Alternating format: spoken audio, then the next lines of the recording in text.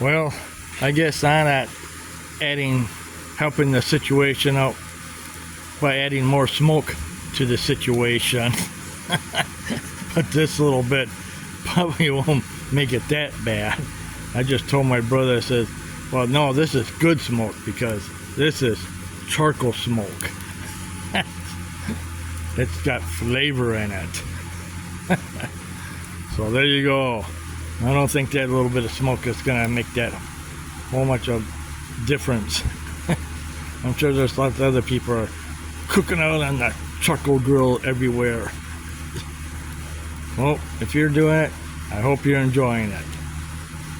Thanks for watching Fun Things, and be sure to subscribe to my channel and hit that like button. No, I'm not cooking John Seville brats tonight. It will be tomorrow night.